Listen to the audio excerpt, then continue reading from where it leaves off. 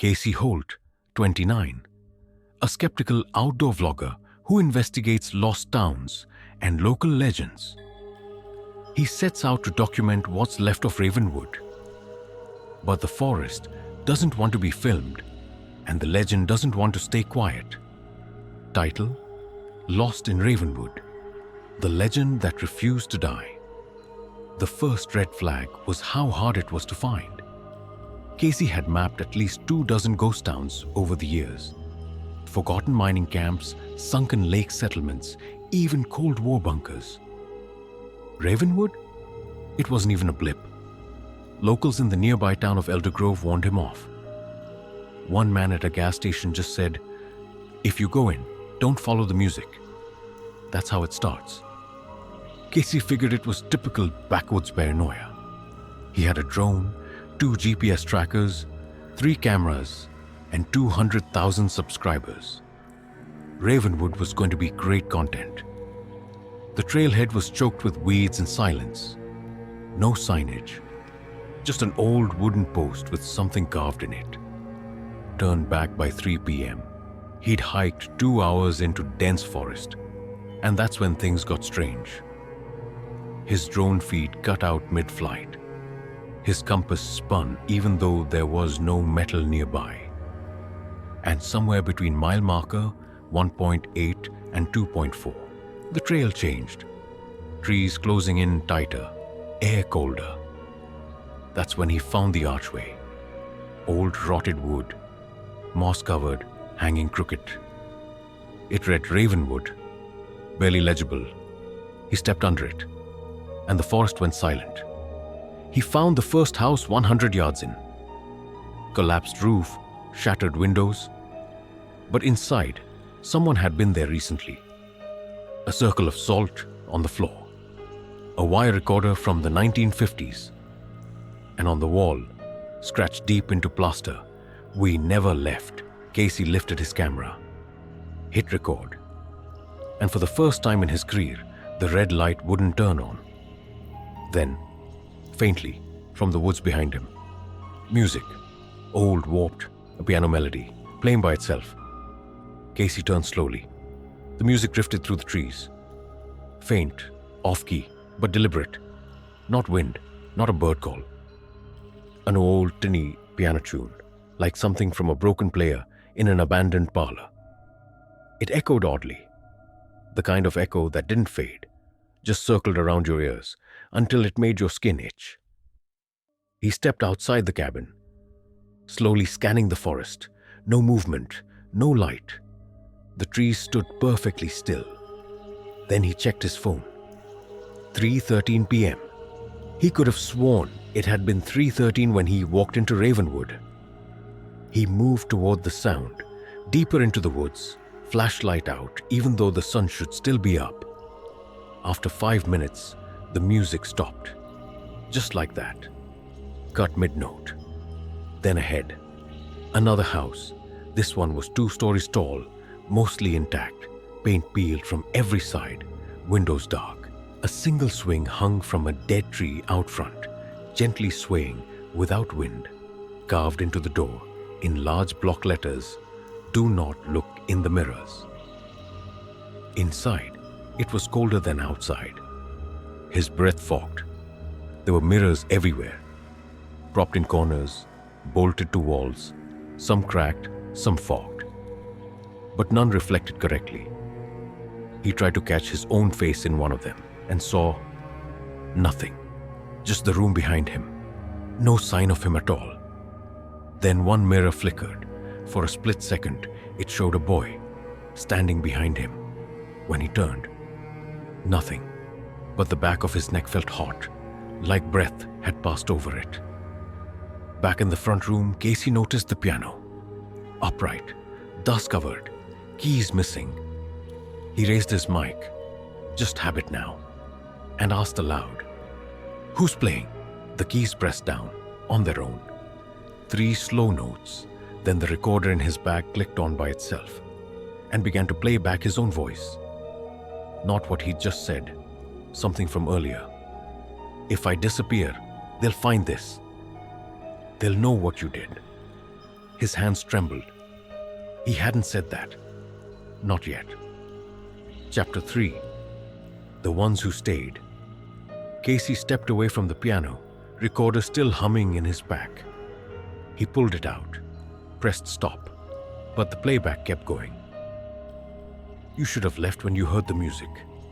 His own voice, low, hollow, as if recorded years ago. He yanked the batteries. The device went dark. That's when he heard the door creak upstairs. He wasn't alone. He climbed the stairs slowly. Each step groaned, not just under his weight, like they resented it. The second-floor hallway was lined with more mirrors. He kept his eyes low. One of the doors was half open.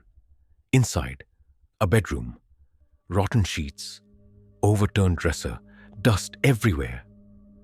But in the center of the room, a tripod, just like his, pointed at the mirror, and in the corner, a backpack.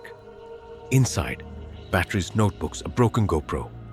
A name stitched into the back pocket, J. Harrow. Casey froze. He knew that name.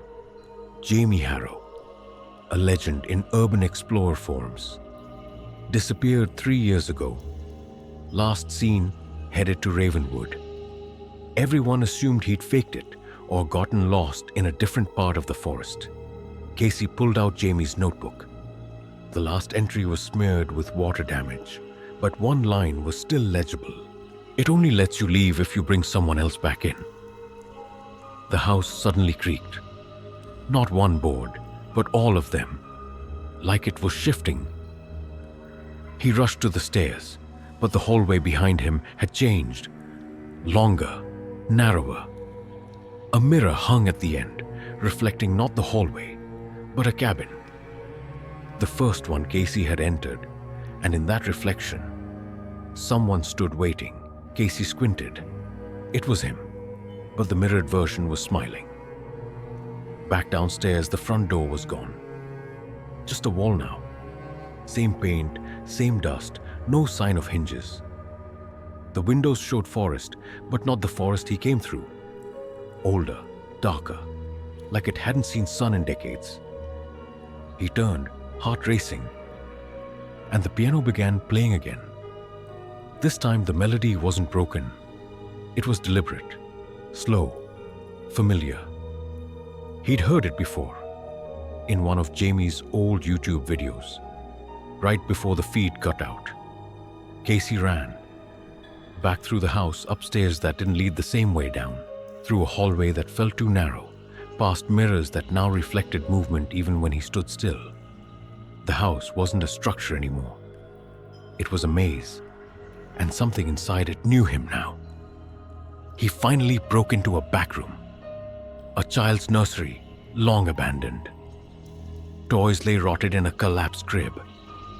Drawings covered the walls, done in crayon and charcoal. Not stick figures, not flowers, eyes, rows of them, dozens, watching.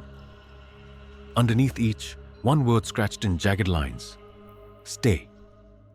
In the corner, a final drawing, a crude outline of a man holding a camera, circled in red.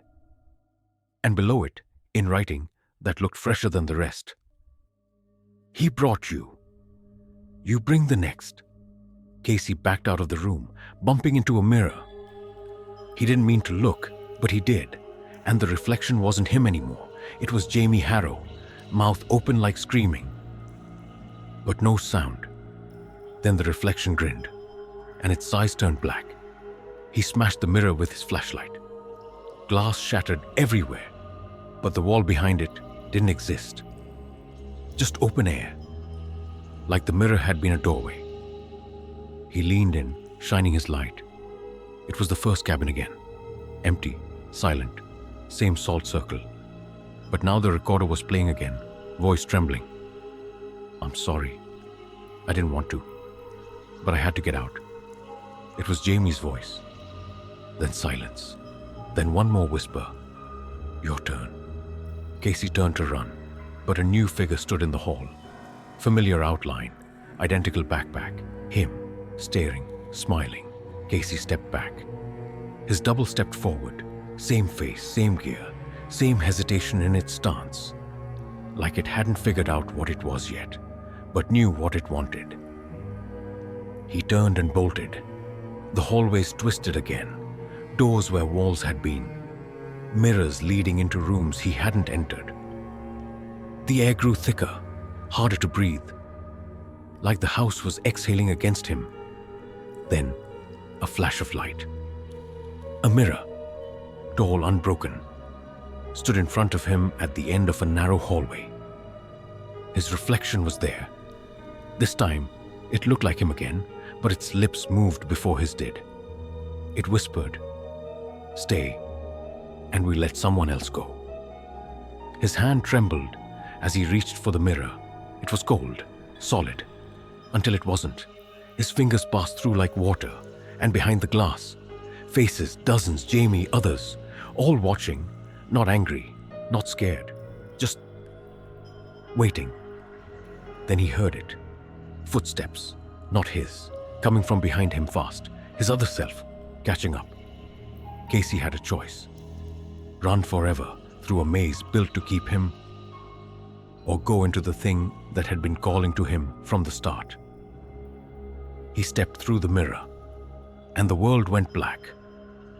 A week later, hikers found Casey's gear near the trailhead.